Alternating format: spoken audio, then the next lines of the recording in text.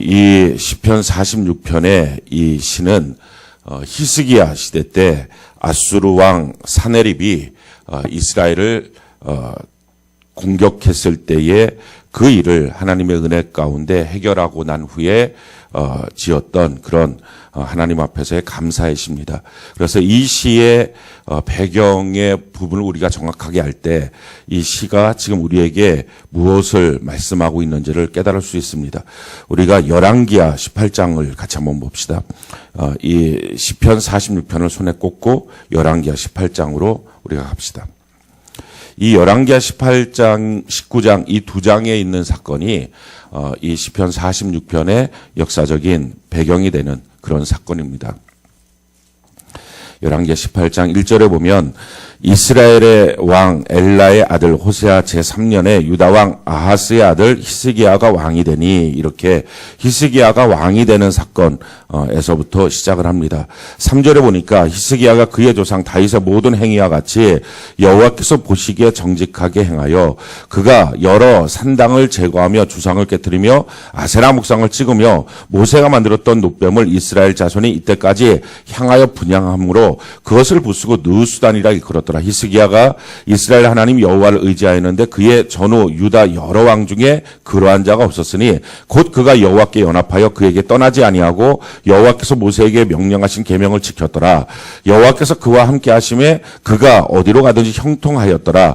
저가 아수르 왕을 배반하고 섬기지 아니하였고 그가 블레셋 사람을 쳐서 가사와 그 사방에 이르고 망대에서부터 견고한 성까지 이르렀더라. 자, 이렇게 히스기야에 대한 사적이 쭉 기록이 되어 있습니다. 히스기야라고 하는 사람이 등장을 하면서 그는 하나님께서 모세에게 주신 그 명령 그대로, 그 계명을 그대로 따라갔고, 또 이스라엘 백성들이 우상 숭배했던 것들을 다 깨어 부시고 그렇게 하나님 안에서 있으면서 아수르를 섬기지 않는 그런 올곧은 신앙의 모습을 보였다 하는 것입니다. 자, 그때에 9절에 보니까 히스기야 왕 제4년 곧 이스라엘 왕 엘라의 아들 호세아 제7년에 아수르의 왕 살만 에셀이 사마리아에 올라서 에었었더라. 자, 그렇게 남왕국 북왕국으로 지금 나누어져 있을 때인데 남왕국에 있는 히스기야가 그렇게 하나님의 말씀대로 서서 점점 강성해지고 있을 때입니다. 근데 그럴 때에 북왕국에는 호세아라고 하는 임금이 북왕국 이스라엘을 다스리고 있었는데 그때 북왕국의 아수르 왕 살만 에셀이라고 하는 사람이 공격을 해오는 것입니다. 그게 공격을 해와서 10절에 보니까 3년 후에 그 성읍을 함락했습니다. 그러니까 이스라엘, 북왕국 이스라엘이 3년 만에 아수르에게 정복을 당합니다. 정복을 당하고 난 다음에 11절에 보니까 거기 있는 이스라엘 백성들을 다 사로잡아서 아수르에 있는 여러 성읍에다가 노예로 다 갖다가 놓게 됩니다. 그러면서 이 지금 우리로 따지면 남한과 북한이 있으면 이 북한이 어디서 온 그 민족에 의해서 점령을 당하고 다 노예로 끌려가는 그런 상황에 놓여 있는 모습을 지금 우리가 보게 된다는 것입니다. 얼마나 두렵겠습니까? 야, 저렇게 민족 자체가, 나라 자체가 완전히 패망하는구나 하는 모습을 봤다는 것입니다. 그런데 그때 하나님이 설명을 내주신 거예요. 왜 저렇게 북왕국 이스라엘이 우리가 같은 혈통인데 왜 망하게 되었느냐. 12절 우리 같이 한번 읽어볼까요? 시작. 이는 그들이 하나님 여호와의 말씀을 듣지 아니하고 그의 언약과 여호와의 종 모세가 명령한 모든 것을 따르지 아니하음이더라. 왜 그들이 망했느냐? 말씀대로 안 살아서 망한 것이다 하는 것입니다. 우리가 정말 정확하게 알아야 될 것은요, 상황이 어려워서 망하는 사람은 없습니다. 말씀대로 안 살아서 망하는 것입니다. 상황이 어려워서 사람이 다급해지고 급해지고 두려워져서 말씀대로 안 삽니다. 그래서 망하는 거예요. 상황이 어려워져도 말씀대로 살면 하나님의 기적의 손길이 나타나게 될 줄로 믿습니다. 그것이 성경에서 끊임없이 우리에게 증거하고 있는 말씀입니다. 우리가 하나님의 말씀을 붙잡고 말씀대로 살아가는 은혜가 있기를 바랍니다. 자, 그렇게 하고 난 다음에 히스기야 왕 제14년에 아수르 왕 사네립이 그 아들이 되는 거죠. 사네립이 유다의 모든 견고한 성읍을 쳐서 점령했습니다. 그러니까 예루살렘 성 하나만 남겨놓고 유다 전체를 점령하게 된 거예요. 그랬더니 히스기야가 다급해진 거죠. 라기스로 사람을 보내어 아수르 왕에게 이르되 내가 범죄했습니다. 나를 떠나가소서. 왜 이런 사건이 일어났느냐. 지금 아수르를 섬기지 않고 나는 하나님만 섬기겠다. 라고 했더니 지금 그렇게 조공을 안 바치니까 온 거예요. 그래서 이제 히스기야가 죄송합니다. 잘못했습니다. 이제 정신 똑바로 차리겠습니다. 잘하겠습니다. 이렇게 한 거예요. 그러고 난 다음에 당신이 나에게 요구하는 대로 내가 하겠습니다. 그렇게 했어요. 그랬더니 아수르 왕이 은 300달란트, 금 30달란트를 갖고 와라. 이렇게 한 것입니다. 이 유다 땅에 그만한 것이 없으니까 성전에 헌금으로 낸 것들 다 갖다 주고 또 성전 문 금으로 했던 거 다 벗기고 기둥 금으로 했던 거 다 벗겨서 간신히 수량을 맞춰서 이제 보내준 거예요. 그렇게 하면 떠날 줄 알았어요. 그게 우리의 생각이에요. 어떤 지금 사건과 문제가 생기면 단방에 이 문제를 그냥 세상적인 방법으로 그냥 어떻게 해결하면 그 문제가 사라질 줄 압니다. 근데 안 그래요. 마귀는요, 도적질하고 끝나는 게 아니고요, 죽이고 끝나는 게 아니고 멸망시키는 거예요. 할렐루야. 그러니까 이 악한 마귀는 끈덕지게 우리를 괴롭혀요. 중간에 웬만한 타협이라고 하는 게 없다고요. 완전히 멸절될 때까지 마귀는 공격합니다. 그래서 대충 마귀와 타협하면서 이 문제를 풀자 하는 생각 자체를 버려야 돼요. 자, 그랬더니 어떤 일들이 생깁니까? 우리 오늘 성경에 보니까 17절에 아수르 왕이 다르단과 립사리스와 립사게로 하여금 대군을 거느리고 라기스에서부터 예루살렘으로 가서 히스기야 왕을 치게 하며, 아니 이렇게 죽고 나면 떠난다고 했거든요. 근데 죽고 나면 떠나는 게 아니라 완전히 유다를 멸망시키기 위해서 공격해 들어오는 것입니다. 이게 마귀의 전략이에요. 그래서 우리가 속지 않기를 바랍니다. 어떤 한 가지 문제에 대해서 우리가 잠깐 틈을 보여서 세상적으로 타협을 하고 나면 그러면 해결되는 게 아니라 도리어 그것 때문에 빌미를 잡혀서 완전히 공격당하는 일이 생깁니다. 우리 평생에 하나님의 말씀으로 견고하게 서서 틈이 없는 은혜가 있기를 바랍니다. 이것이 성경이 우리에게 가르쳐주고 있는 교훈입니다. 자, 그렇게 했더니 이렇게 하고 난 다음에 지금 공격을 해왔습니다. 공격하면서 뭐라고 말을 하느냐. 그들이 말하는 것도 참 기가 막히게 이렇게 말을 하는 거예요. 19절에 보니까 랍사게가 그들에게 이르되 너희는 히스기야에게 말하라. 대왕 아수르 왕의 말씀이 내가 의뢰하는 의뢰가 무엇이냐 하면서 이제 도전을 해오는 거예요. 야, 너가 도대체 뭘 믿고 하나님을 믿는다고? 아, 내가 이렇게 힘이 센데 너는 뭘 믿고 이렇게 쉽게 말하면 버티고 서 있어? 이렇게 지금 말을 하는 거예요. 그러면서 하는 말이 20절에 보니까 내가 싸울 만한 계교와 용력이 있다고 한다마는 이는 입에 붙은 말일 뿐이라 내가 이제 누구를 의뢰하고 나를 반역하느냐?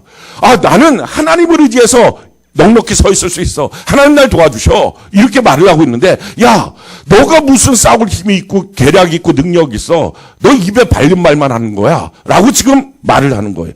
그러면서 21절에 보니까 이제 내가 너를 위하여 저 상한 갈 때 지팡이 애굽을 의뢰하더라. 야, 너가 지금 애굽을 의뢰하니? 애굽 소용없어. 그거 너를 도울지 못해. 라고 말하는 거예요.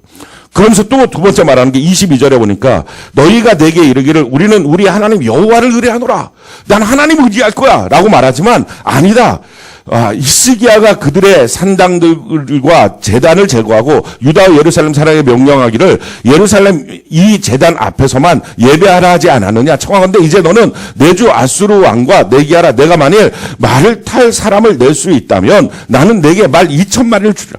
그러면서 하는 말이 이것입니다. 야, 지금 너가 하나님을 의지한다고 하지만 사실은 그 하나님이 어떤 하나님이냐? 너 마음대로 지금 예배드렸던 산당, 너 마음대로 예배드렸던 집에 있는 제단, 그거 다 없애버리고, 아니 그 먼 데까지 예배드려 가려고 그러면 예루살렘까지 걸어가서 예배드리게 만들었던 너를 힘들게 만드는 그 하나님 아니냐? 아니 너를 평상시에도 힘들게 만드는 하나님이 너가 힘들다고 도와준다고? 거짓말하지 마. 지금 그 얘기예요. 사랑하는 성도 여러분, 예수님이 우리의 문이 되십니다. 아멘이십니까? 요한복음 10장에 보면 예수님이 우리의 문이 되신다는 거예요. 자, 문이 되기 위해서 필요한 게 뭐죠? 어떻게 하면 문이 될 수 있을까요? 담이 있어야 문이 있는 거죠. 생각을 해보세요. 허허벌판에 문만 있는 데가 있습니까? 아무것도 없고 문만 있어요. 허허벌판이요. 아니 그러면 그 문이 무슨 소용이 있어요? 근데 문이 있으려면 문을 만들기 전에 먼저 뭘 만듭니까? 담을 만들어요. 담을 만들어 놓고 문을 만들어요. 그러니까 예수님이 우리에게 오시면 뭘 하십니까? 담을 만들어요. 그리고 난 다음에 문을 만들어요. 이게 무슨 말이냐면은 전에는 내가 가고 싶은 데 간 거예요. 내 마음대로 다 살았던 거예요. 근데 예수 믿게 되면 내 마음대로 못 살아요. 울타리를 쳐갖고 담을 쳐갖고 아무 데도 못 가게 만들어요. 그러고 난 다음에 문 하나만 만들어 놓고 이 문으로만 다니라는 거예요. 그리고 그 문을 예수님이 그게 바로 나다라고 예수님 말씀하셨어요. 예수님이 우리의 문이 되시는 줄 믿습니다. 그러면서 하시는 말씀이 그 문으로 들어오며 나가며 꼴을 얻는다. 그래서 너는 다른 거 하지 마. 예수로만 다녀. 예수의 길로만 다녀. 이게 예수 믿는 삶이에요. 그럴 때 우리가 생각하는 것은 전에 내가 내 마음대로 살 때보다 예수 믿는 삶이 뭔가 자꾸 제한을 받는 것 같아. 자꾸 뭔가 나를 얽어매는 것 같아. 힘들게 하는 것 같아. 그래서 사람들의 착각을 하면 이렇습니다.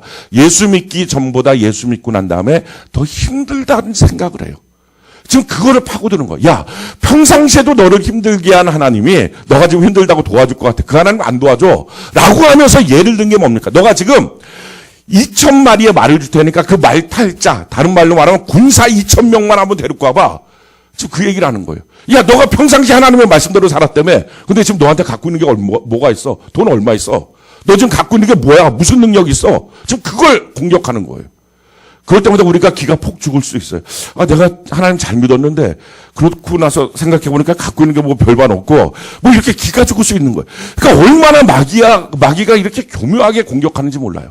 내가 믿고 의지한 애굽 소용없다. 그리고 하나님 너가 도와줄 것 같냐? 하나님 평상시에도 괴롭혔고, 야, 그 괴롭히는 하나님, 너가 열심히 믿는다고 따라갔는데 지금 결과가 뭐냐? 너 뭐 갖고 있냐? 하는 거예요.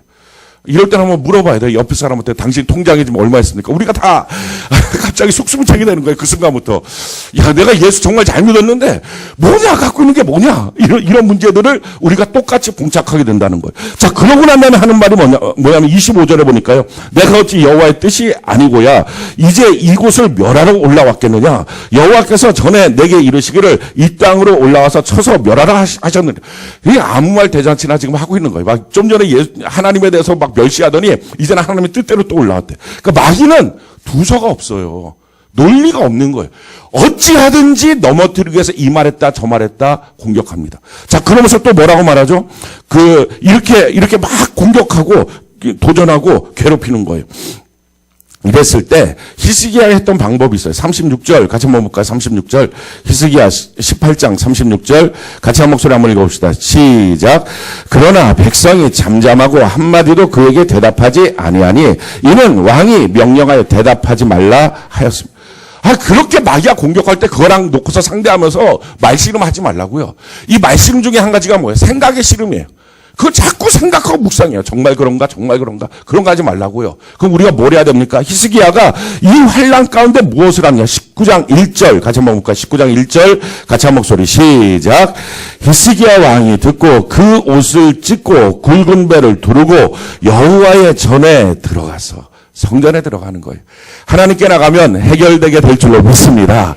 그래서 성전이 있는 거예요. 오늘 여러분들이 이 성전에 나왔으니 하나님을 만나는 은혜가 있기를 바랍니다. 그래서 하나님께 나와서 히스기야가 기도를 하는데 기도의 내용이 중요해요. 히스기야가 하나님 힘들어 죽겠어요. 정말 나 망할 것 같아요. 이런 기도는 하나도 없어요. 사랑하는 성도 여러분, 그런 기도 하지 마시기 바라요. 힘들어요. 망할 것 같아요. 죽을 것 같아요. 이런 기도 하지 마세요. 지금 히스기야가 기도하는 내용이 뭐냐? 이런 기도를 하는 거예요. 우리 3절 같이 한번 볼까요? 3절 같이 한 목소리 시작.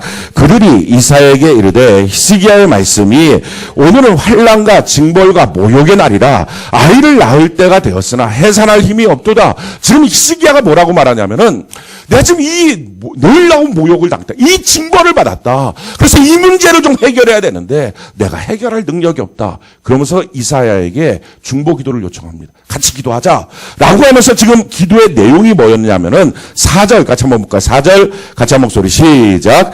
랍사게가 그의 주 아수르 왕의 보냄을 받고 와서 살아계신 하나님을 비방하였으니 당신의 하나님 여호와께서 혹시 그의 말을 들으셨을지라 당신의 하나님 여호와께서 그 들으신 말 때문에 꾸짖으실 듯 하니 당신은 이 남아있는 자들 위하여 기도하소서 하더라 하니라. 지금 히스기야는요. 지금 이렇게 대군이 몰려와서 예루살렘이 멸망할 것 같아요. 총각에 달렸어요. 조금 전에 있던 북왕국 이스라엘은 이들에게 저항을 하다 결국 끌려가서 전 민족이 노예가 됐어요. 우리가 지금 듣고 올라게 생겼어요. 하나님. 도와주세요. 아니 정말 저들이 하는 말대로 말 2,000피를 보내줘도 우리가 그 말을 타고 전쟁에 나갈 용사들이 없어요. 군사가 없어요. 그러면서 절절매면서 울고 짜고 하면서 기도하는 게 아니었어요.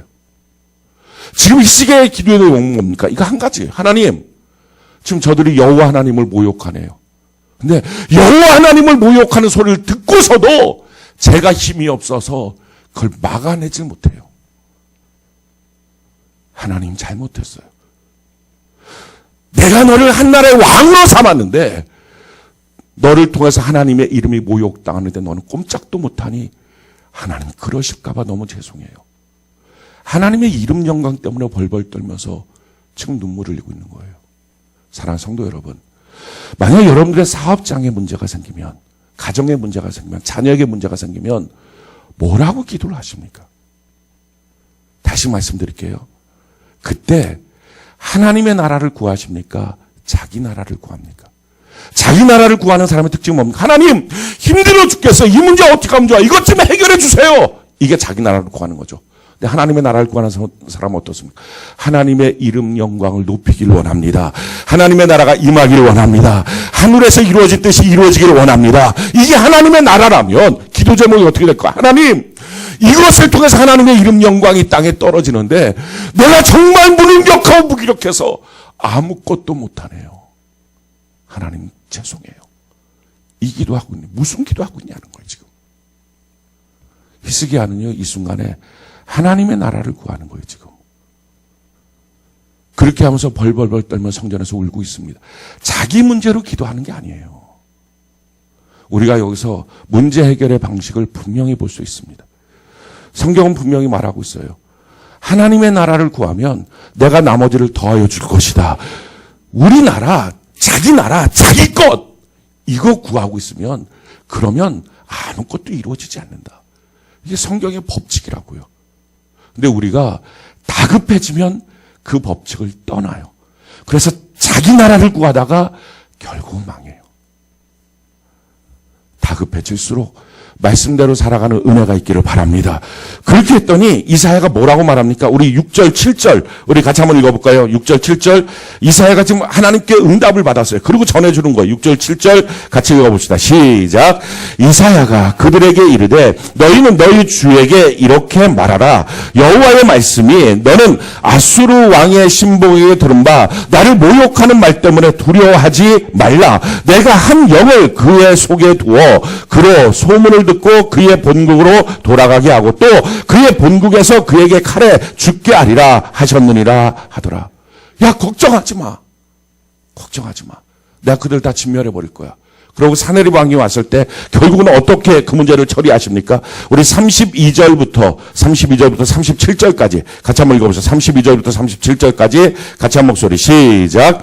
그러므로 여호와께서 아수르 왕을 가리켜 이르시기를 그가 이 성에 이르지 못하며 이리로 화살을 쏘지 못하며 방패를 성을 향하여 세우지 못하며 치려고 도성을 쌓지도 못하고 오던 길로 돌아가고 이 성에 이르지 못하리라 하셨으니 이는 여호와의 말씀이시니라. 내가 나와 나의 종 다윗을 위하여 이 성을 보호하여 구원하리라 하셨나이다 하였더라. 이 밤에 여호와의 사자가 나와서 아수르 진영에서 군사 18만 5천 명을 친지라. 아침에 일찍이 일어나 보니 다 송장이 되었더라. 아수르 왕 사네립이 떠나 돌아가서 니느웨에 거주하더니 그가 그의 신 니스록의 신전에서 경배할 때 아들람멜락과 사르셀이 그의 칼로 쳐 죽이고 아라랏 땅으로 그들이 도망하며 그 아들 에셀하돈이 대신하여 왕이 되니라.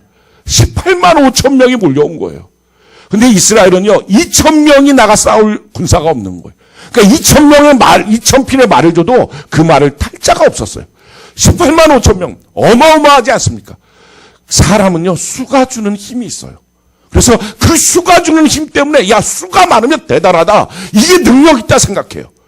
그리고 심지어 거기서 더 나가서 수가 많으면 그것이 옳은 거라고 착각해요.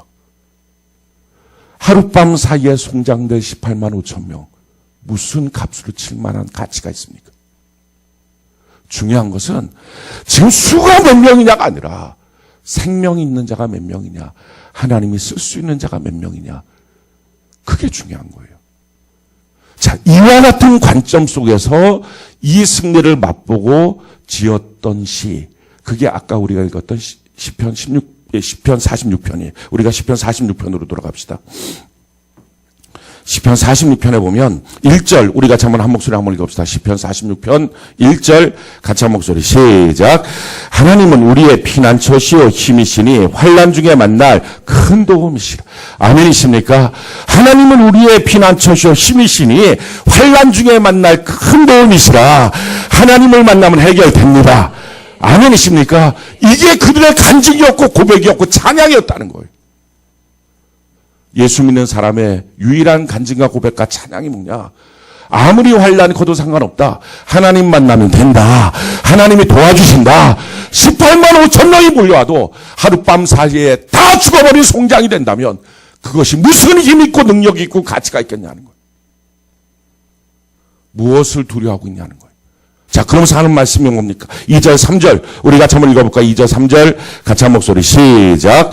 그러므로 땅이 변하든지 산이 흔들려 바닷 가운데 빠지든지 바닷물이 솟아나고 뛰놀든지 그것이 넘침으로 산이 흔들릴지라도 우리는 두려워하지 아니하리로다. 아멘. 이들이 겪었던 감정의 격동, 이들이 겪었던 느낌이 바로 이런 거예요. 땅이 막 변하는 것 같았어요. 18만 5천 명이 몰려오니까 막 산이 흔들리고 바다가 막 그냥 땅속에 막 빠져버리든지 바닷물이 솟아나고 뛰놀든지 산이 흔들리는 것 같은, 지축이 흔들리는 것 같은 그런 상황 속에 그들의 마음 속에 지금 그 18만 5천 명을 본 거예요. 그들이 말하는 게 뭡니까? 하나님이 함께 하시니 도와주시니 두려워하지 않겠다. 할렐루야. 사랑하는 성도 여러분, 우리가 세상의 모든 일들 앞에 두려워하지 않는 은혜가 있기를 바랍니다. 아니, 세상에 우리만큼 성공한 사람이 누가 있어요? 가만히 생각해 보면요, 우리만큼 성공한 사람이 누가 있냐고요. 생명을 갖고 태어난 이 땅에 있는 사람들 중에 우리만큼 성공한 사람이 누가 있어요?